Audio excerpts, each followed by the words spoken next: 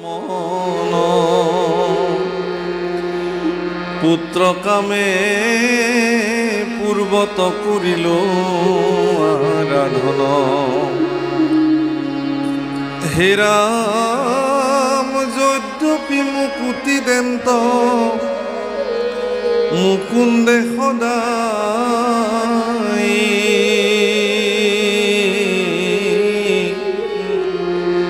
তাকনবান ছিল পূর্বে পুত্র আশাই হে রাম যেন মতে তৰুৱাৱে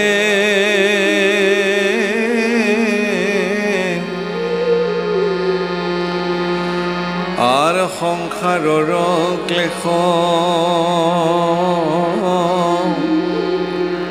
মোক মহামুনি দিয় এহি উপদেশ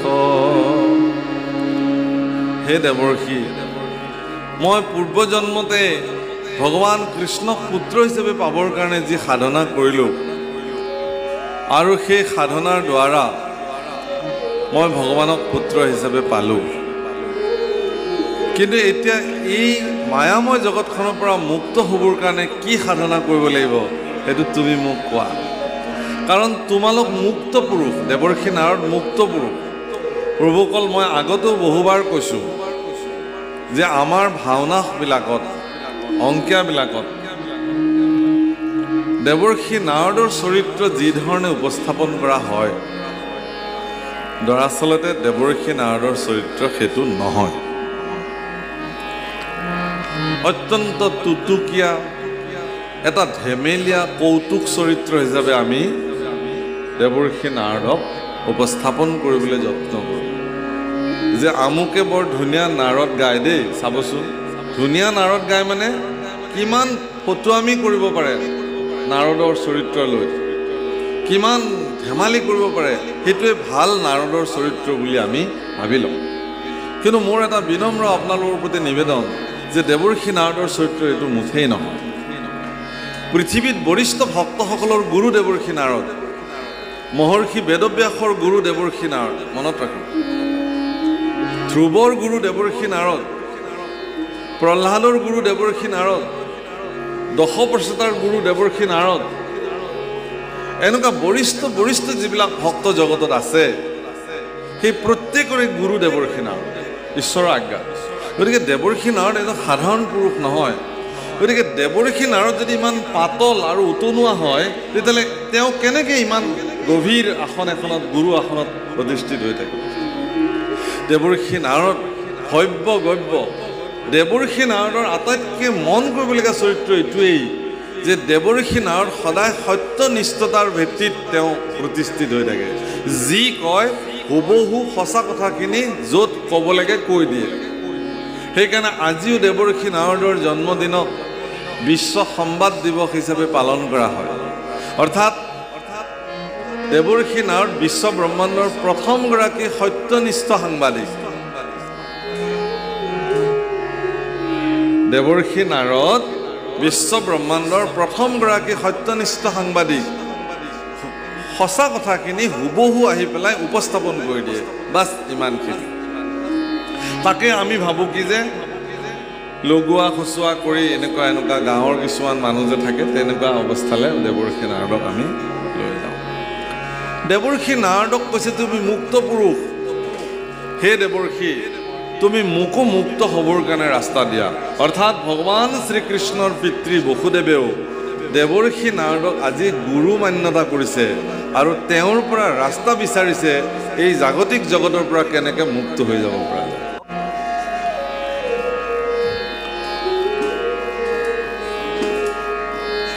হে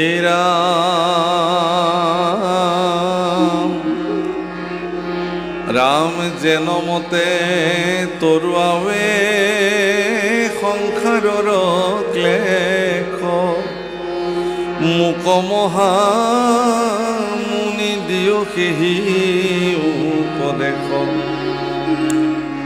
হে ৰাম তুহিলা কৃষ্ণক তুমি যিমত ভকতি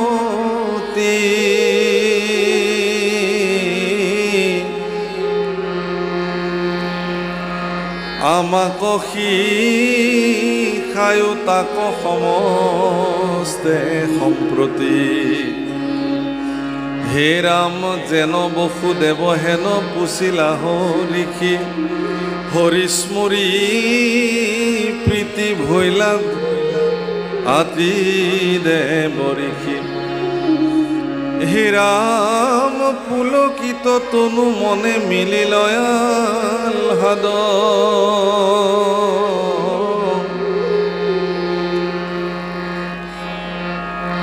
পাছে বসু দেৱক কৰিলা সাধুৰ বাদু ইমান সমৃদ্ধি দ্বাৰিকাৰ সমৃদ্ধি ধন সম্পত্তি ঐশ্বৰ্য বিভূতি পুত্ৰ দ্বাৰিকাধীশ সেইবিলাকত ভোগ বিলাসী মত্ত হৈ থাকিব পাৰিলেহেঁতেন কিন্তু বসুদেৱৰ ইচ্ছা নাই কেলে বসুদেৱে জানে যে এইবিলাকৰ প্ৰয়োজন নাই প্ৰয়োজন কি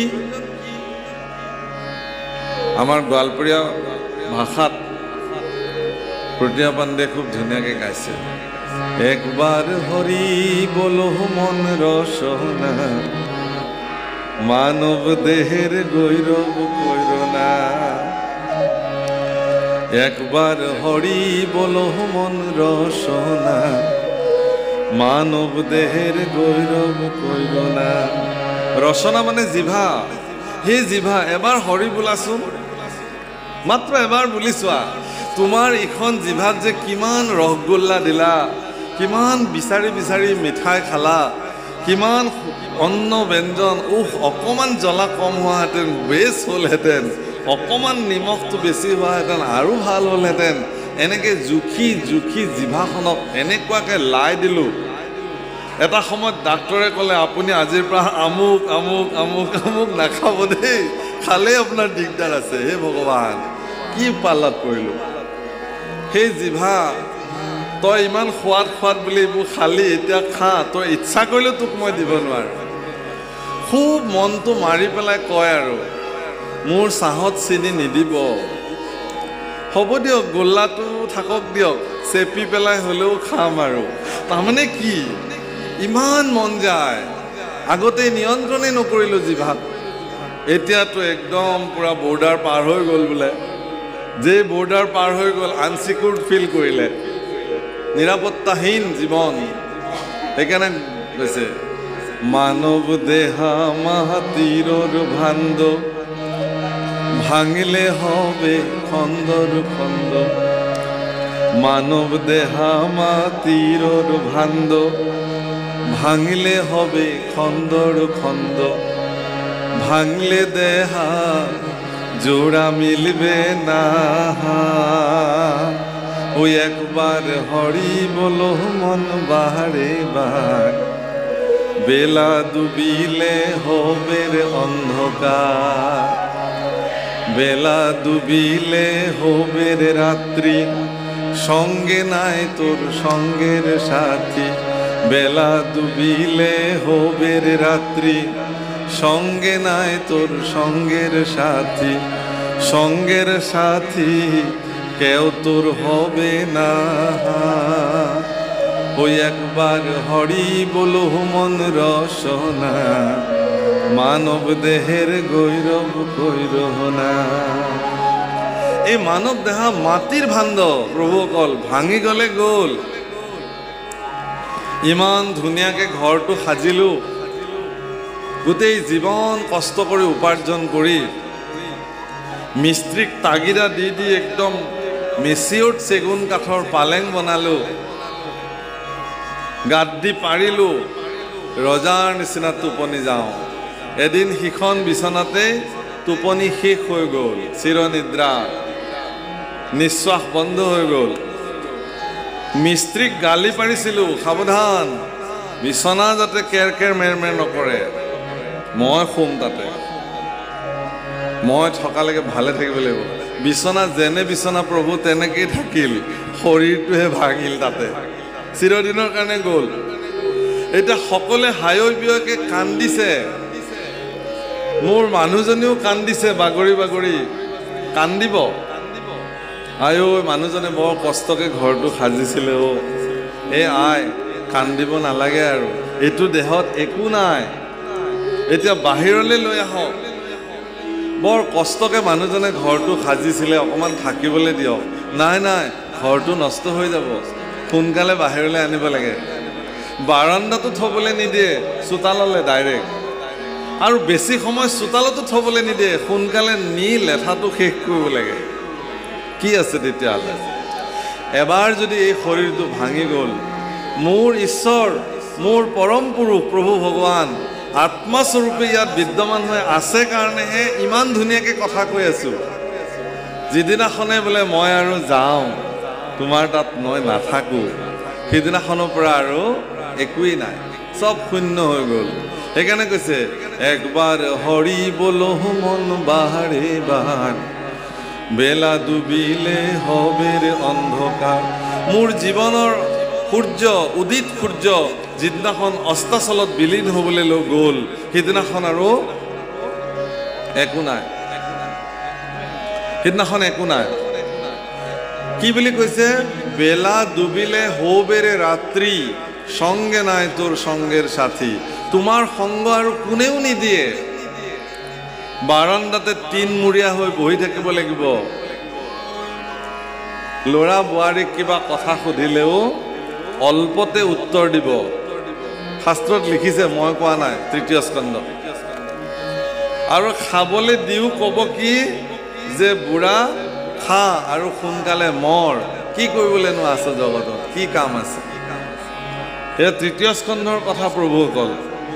বেলা ডুবিলে হবে রে রাত্রি, সঙ্গে নাই তোর সঙ্গের সাথী, সঙ্গের সাথী কেউ তোর হবে না।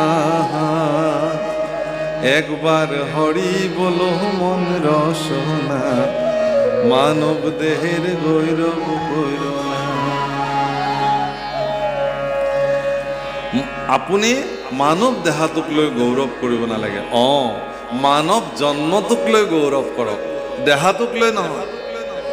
আপুনি যে মনুষ্য জন্ম আপুনি প্ৰাপ্ত হৈছে, সেইটোক লৈ গৌৰৱান্বিত কৰক যে হে ভগৱান, তুমি যে মোক গৰু, কুকুৰ, শিয়াল, গছ গছনি নকৰি পেলাই মনুষ্য জন্ম দিছা, মোৰ ধন্য হ'ল জীৱন।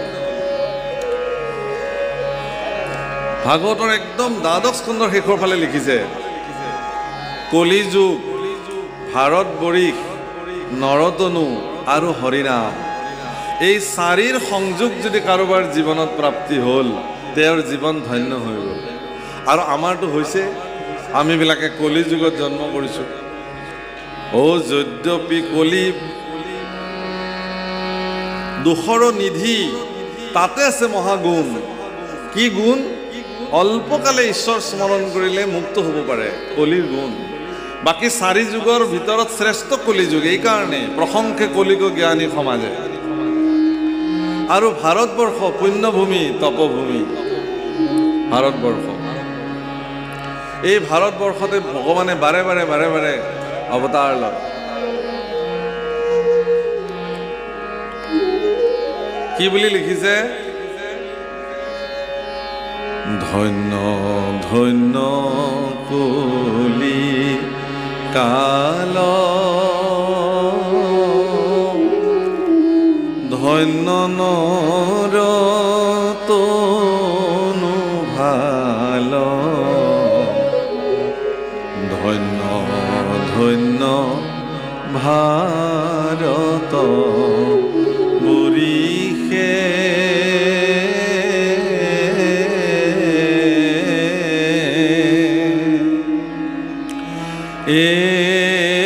জপ তপ যোগ্যতে যি তোমাৰ চৰণে ভোজি, তোৱা গুণ ঘোষিও হৰিষে। কিমান ধুনীয়াকে কৈছে, ধন্য ধন্য কলিকাল, ধন্য নৰতনু ভাল, ধন্য ধন্য ভাৰতবৰ্ষ। আৰু সেই ধন্য কলিকালত, এই ধন্য ভাৰত ভূমিত, ধন্য মনুষ্য শৰীৰ লৈ আপোনাৰ খবৰ জন্ম হৈছে। মাত্ৰ এটা বস্তু সংযোগ কৰিব লাগে, তাতেই আমাৰ হেলা। যামনে শৰণ ল'বলে, নামঘৰলৈ যামনে, বহুত বাধা আহি যায় নেকি, কিবা কিবি খাবলৈ মানা কৰিব নেকি, নাখালে কেনেকৈ হ'ব, খোৱাই জীৱন, খাওঁ পিও মজ কৰোঁ, আৰু ক'ৰবাত যাবলৈ বাধা কৰিব নেকি, অকণমান আৰু বৃদ্ধ হৈ লওঁ, আৰু অকণমান বয়স হৈ লওঁ। প্ৰভু আপুনি নিজেও নাজানে, মানুহে দুটা দিৱসৰ কথা নাজানে, সেই দুটা দিনেই জীৱন, সেইকাৰণে জীৱন দুদিনীয়া বুলি কয়। এটা জন্মদিন, এটা মৃত্যুদিন। মোৰ কেতিয়া জন্ম হৈছিল মোক কোৱাৰ কাৰণেহে গম পাওঁ, অমুক চনৰ অমুক তাৰিখে। মোৰ জ্ঞাতসাৰে মই নাজানো কোনদিনা এইখন জগতলৈ মই আহিছোঁ, আৰু কোনদিনা এইখন জগতৰ পৰা মই গুচি যাব লাগিব সেইটোও নাজানো। গতিকে জন্ম আৰু মৃত্যু, দশম স্কন্ধত লিখিছে, জন্মৰ লগতে উপজি মৃত্যুৰ লগত, জন্মৰ লগতে মৃত্যুৰ লগত উপজি আহিছে। গতিকে জন্ম আৰু মৃত্যু এই দুটা দিনৰ মাজৰ যিকণ সময়, ইয়াকেই জীৱন বোলে। ওহো জীৱন ৰে জীৱন, সাৰি আহা নাহা যায় সুমুকে, তুই জীবন সাৰিয়া গেলে আদৰ কৰিবে কাহাই জীবন ৰে। গোৱালপৰীয়া গীত, আমাৰ লোকসংগীত, আমাৰ লোকৰ সমস্ত মানুহৰ মুখে মুখে এই গীত প্ৰচলিত আজিও। ওহো জীৱন ৰে, জীৱনক কৈছে, এই জীৱন মোক এৰি নাযাবি, তই এৰি গ'লে মোক আৰু কোনেও মৰম নকৰে, কাঠৰ লগত সমান কৰি জ্বলাই দিব। তুই জীবন সাৰিয়া গেলে আদৰ কৰিবে কাহাই জীবন। টকা পইচা ধন সম্পত্তি ইয়াতে পৰি ৰ'ব, আৰু আমিবিলাকে আমাৰ কীৰ্তনত সেইকাৰণে আমাৰ গাঁও আমি ইন্দ্ৰদুন্যই স্তুতি কৰিছে, পিতৃ মাতৃ ভাতৃ ভাৰ্যাৰ সংযোগে কত হুমিলে সন্তোষ, তাহাৰ বিয়োগে কত সুখে কান্দো, মায়া মহায় সন্তোষ, ও হৰি প্ৰভু জগন্নাথ নিস্তাৰ কৰা দাৰুণ সংসাৰ।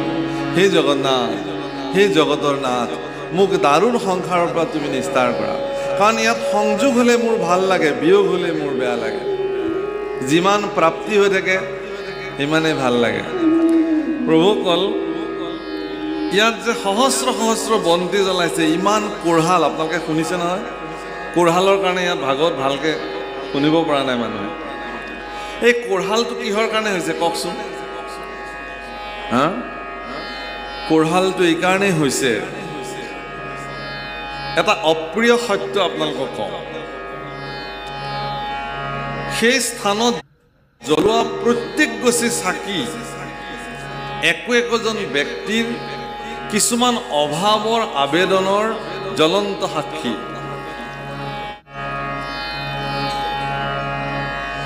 হে প্ৰভু, কাইলৈ ইণ্টাৰভিউ আছে মোৰ ল'ৰাটোৰ, তুমি চাবা। আৰু ল'ৰালৈকে পঢ়ক বা নপঢ়ক, সি ইণ্টাৰভিউত বহিবলৈ পঢ়িবওতো লাগিব। সি ধদুৱা কোবাই ফুৰি আছে গোটেই দিন, মাক বাপেকে জোৰ জবস্তি কাইলৈ পৰীক্ষা দিবলৈ পঠোৱাব, আৰু ইয়াত ফুলনি থানত আহি ল'ৰাটোৰ ইণ্টাৰভিউত পাছ কৰিব লাগে বুলি এগছি চাকি জ্বলাই থৈ গ'ল। আৰু চাকি গছিও জ্বলি জ্বলি, প্ৰভু মই সাক্ষী, অমুক আইগৰাকীয়ে অমুক বাপজনাই তেওঁৰ ল'ৰাটোৰ ইণ্টাৰভিউ পাছ কৰিবৰ কাৰণে মোক জ্বলাই থৈ গৈছে, হয় নহয় কওক?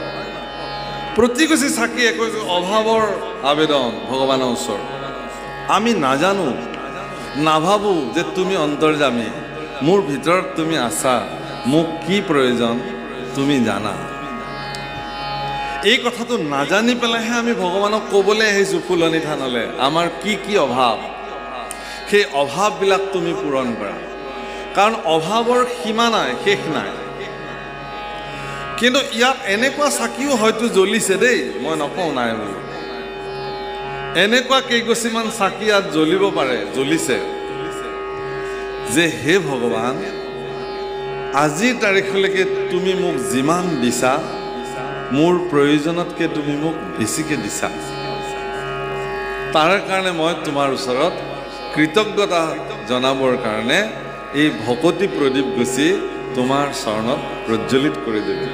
দি এই মহাফুলনি থানৰ মহাগুৰু আসনৰ দিব্য গুৰু আসনৰ সন্মুখত মই মোক সমৰ্পিত কৰিলোঁ তোমাৰ চৰণত। এনেকুৱা চাকি কিমান গুচি জ্বলিছে বুলি আপোনালোকে ভাবে?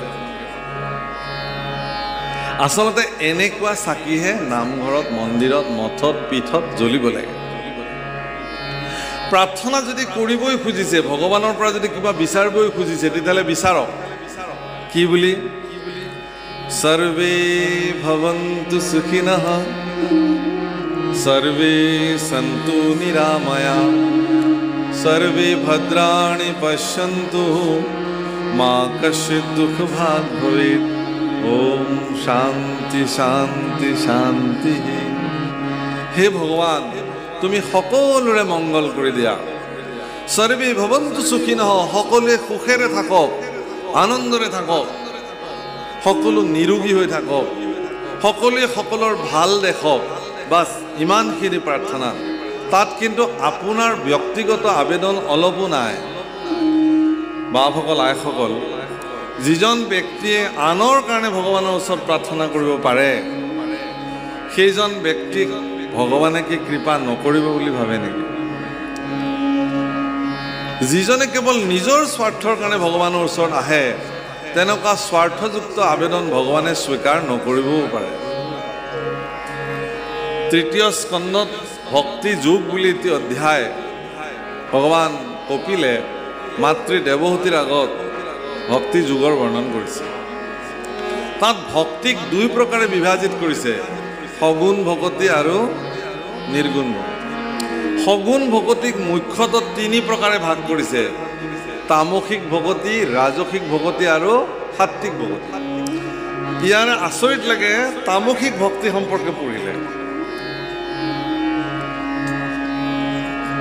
পৰক মাৰিবে পতি মনতো সংকল্প কৰে, দম্ভ বা মৎসৰ আতিশয়। ঐ তিনি প্ৰকাৰে ভক্তি কৰিলে সাত্বিক বুলি, নিষ্ঠে মই কহিলোঁ। ক্ৰোধ ভেদত তিনিতে আছে, ক্ষমা কৰিব। ই তিনি প্ৰকাৰে মানে ভক্তি ক্ৰোধ ভেদত তিনিতে আছে। কেনেকুৱা? পৰক মাৰিবে প্ৰতি মনত সংকল্প কৰে, মানে এনেকুৱা চাকিও মানুহ জ্বলাব পাৰে যে অমুকৰ মৃত্যু হওক, অমুকৰ ক্ষতি হওক, অমুক মানে বৰবাদ হৈ যাওক, এনেকুৱা চাকিও মানুহ জ্বলাই ভগৱানৰ ওচৰত প্ৰাৰ্থনা কৰিব পাৰে। এইটোক তামসিক ভক্তি বুলি কয়। আৰু মই ভালে থাকিব লাগে, ভাল খাব লাগে, ভাল পিন্ধিব লাগে, ভাল কৰিব লাগে, এইটো ৰাজসিক ভক্তি। পাপবিলাক মোৰ নাশ হওক, ভগৱন্ত মোৰ প্ৰতি সুপ্ৰসন্ন হৈ থাকক, এইটো সাত্বিক ভকতি। কিন্তু ইয়াকো প্ৰয়োজন নাই বুলি কৈছে গুৰুজনাই। তেতিয়াহ'লে প্ৰয়োজন কি? প্ৰয়োজন হ'ল একবিধ মাত্ৰ কোনো নিৰ্গুণ ভকতি। প্ৰভুসকল, নিৰ্গুণ শব্দৰ অৰ্থ গুণহীন নহয়, নিৰাকাৰ শব্দৰ অৰ্থ আকাৰহীন নহয়। নিৰাকাৰ মানে সকলো আকাৰ য'ৰ পৰা উৎপত্তি হৈছে সেই উৎসটোকে নিৰাকাৰ বোলে। সেইকাৰণে আমাৰ ভগৱান আকাৰহীন নহয়, আমাৰ ভগৱানৰ স্বৰূপ আছে। বেলেগ কোনোবা ধৰ্মৰ ভগৱানবিলাকক আকাৰহীন বুলি কৈ আমাৰ ভগৱানৰ লগত মিলাবলৈ আহে, নিমিলে। কিন্তু আমাৰ ভগৱানৰ আকাৰ আছে। মহাপুৰুষ শংকৰদেৱ গুৰুজনাই কীৰ্তনৰ ধ্যান বৰ্ণনৰ দ্বিতীয় কীৰ্তনত ভগৱানৰ সম্পূৰ্ণ উপাস্য মূৰ্তি মন্ত্ৰময়ভাৱে, বাণীময়ভাৱে নিৰ্মাণ কৰিছে, চৰণৰ পৰা শিৰলৈকে বৰ্ণন কৰিছে। আৰু কীৰ্তনৰ প্ৰাৰম্ভণিতে কি বুলি কৈছে? তজু নাভি কমলত ব্ৰহ্মা ভৈলা জাত যুগে যুগে অৱতাৰ ধৰা অসংখ্যা। তাৰমানে তোমাৰ নাভি আছে, তজু পাদ দোকে গংগা ভৈলা উতপতি তোমাৰ চৰণ যুগল আছে, শংখ চক্ৰ গদা পদ্ম কৰতো তোমাৰ হাতো আছে। মানে ভগৱানৰ এটা মূৰ্তি আছে। সেই মূৰ্তিটোক কোনোবাই দাৰুময় কৰি পূজা কৰিব পাৰে, মানে কাঠেৰে নিৰ্মাণ কৰিব পাৰে, যেনে জগন্নাথত আছে। কোনোবাই মাটিৰে নিৰ্মাণ কৰি ল'ব পাৰে, তাক মৃন্ময় বোলে। কোনোবাই আঁকি ল'ব পাৰে ছবিৰে, সেইটো চিন্ময় হ'ব। কোনোবাই সোণেৰে আঁকি ল'ব পাৰে, সেইটো বনাই ল'ব পাৰে, স্বৰ্ণময় হ'ব। আৰু কোনোবাই মনত শুদ্ধ মন্ত্ৰৰ দ্বাৰা ভগৱানক ৰূপ চিন্তা কৰিব পাৰে, তাক মন্ত্ৰময় মূৰ্তি বা বাণীময় মূৰ্তি বোলে, মানস মূৰ্তি। মুঠতে মূৰ্তিৰ উপাসনা আমাৰ ধৰ্ম ব্যৱস্থাত আছে, মাত্ৰ ভিন্ন ব্যৱস্থাত ভিন্ন ধৰণে ভগৱানৰ মূৰ্তিক মানুহে উপাসনা। গতিকে আমি ভগৱানক বাংময় মূৰ্তি, ঈশ্বৰৰ মানস মূৰ্তি হৃদয়ত আমি ধ্যান কৰোঁ। মহাপুৰুষে এইটো আমাক ব্যৱস্থা দিছে। এতিয়া যিটো মানে অলপ চোকা ছাত্ৰ, তাক মাষ্টৰে আকাৰ ইংগিত দিলেও বুজি পায়, কিন্তু একেবাৰে কম বুজা ছাত্ৰজনক অকল আকাৰ ইংগিত এনেকৈ বুজি নাপায়, অলপ ভালকৈ দেখুৱাব লগা হয়। গতিকে ভগৱানৰ মূৰ্তিটোক হৃদয়ত উপস্থাপন কৰিবৰ কাৰণে কোনোবাই কাঠেৰে, কোনোবাই শিলেৰে, কোনোবাই সোণেৰে, কোনোবাই মাটিৰে নিৰ্মাণ কৰিব পাৰে। মূৰ্তিক নাচায় মানুহে, মূৰ্তিৰ ভিতৰত থকা চৈতন্য স্বৰূপক মানুহে দৰ্শন কৰে। সেইকাৰণে দেখা আৰু চোৱাৰ মাজত পাৰ্থক্য আছে। দেখাটোক দৰ্শন কৰা বুলি কয়। আমি তীৰ্থ দৰ্শন কৰিবলৈ যাওঁ, তীৰ্থ চাবলৈ নাযাওঁ। তীৰ্থত থকা ভগৱানৰ স্বৰূপক আমি দৰ্শন কৰোঁ মননশীল দৃষ্টিৰে, জ্ঞানৰ দৃষ্টিৰে। আজি এইখন কাঠৰ নিৰ্মিত গুৰু আসনতে সাক্ষাৎ ভগৱান বিদ্যমান হৈ আছে বুলি মানস দৃষ্টিৰে দৰ্শন কৰিছোঁ। সেইকাৰণে মহাপুৰুষে লিখিছে, মূৰ্তিক নচাইবা, অৰ্থাৎ নেদেখিবা বুলি কোৱা নাই, কিন্তু চাব নালাগে, দেখক, দৰ্শন কৰক। আপুনি তীৰ্থস্থানলৈ গ'লে আপুনি দেখিব, আৰু জগন্নাথলৈ যায় মানুহ, হাজাৰ হাজাৰ মানুহ যায়, তাত দৰ্শন কৰে ভগৱান চৈতন্য স্বৰূপ। তাত গোস্বামী তুলসীদাস যেতিয়া জগন্নাথ দৰ্শন কৰিবলৈ যায়, প্ৰথমবাৰ গৈ জগন্নাথ দেখি পেলাই আচৰিত হৈ গ'ল। আৰে হাত নাই, ভৰি নাই, একো নাই, কেনেকৈ ভগৱান? আহি শুই থাকিলে, স্বপ্নতে ভগৱান শ্ৰীনাৰায়ণে তেওঁক দৰ্শন দিলে। বোলে তুমিতো চৌপাত লিখিছা, গোস্বামী তুলসীদাসৰ যিখন কালজয়ী গ্ৰন্থ ৰামচৰিত মানস, তাত মানে পাৰমাৰ্থিক দৃষ্টিৰে তেওঁ শ্লোক এভাগ লিখি তাত ভগৱানৰ বৰ্ণনা কৰিছে যে তোমাৰ চৰণ নহ'লেও সমগ্ৰ বিশ্ব ব্ৰহ্মাণ্ডত তোমাৰ গতি নিৰ্ধাৰিত হৈ আছে। তোমাৰ হাত নাথাকিলেও তোমাৰ কৃপা হস্ত সমস্ত জীৱৰ ক্ষীৰতে বিদ্যমান হৈ আছে। গতিকে তুমি হয় চৌপাইটো কাটি দিয়া, নহয় মোক তুমি মান্যতা দিয়া। তাৰপিছত আহি পেলাই দৰ্শন কৰিছে। হে প্ৰভুসকল, পৃথিৱীত ভাৱনাটো আটাইতকৈ গুৰুত্বপূৰ্ণ বস্তু।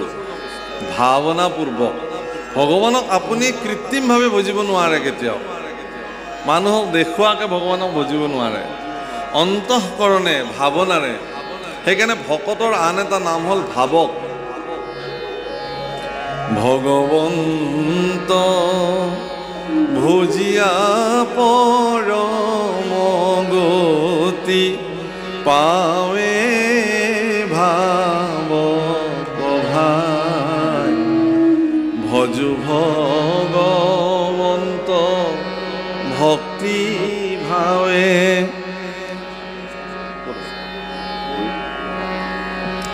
ভগৱন্ত সেই ভাৱক ভাই, ভকতসকলক ভাৱক বুলি কৈছে। আপোনালোকৰ ভিতৰত ভাৱনা জাগৃত হয় কাৰণে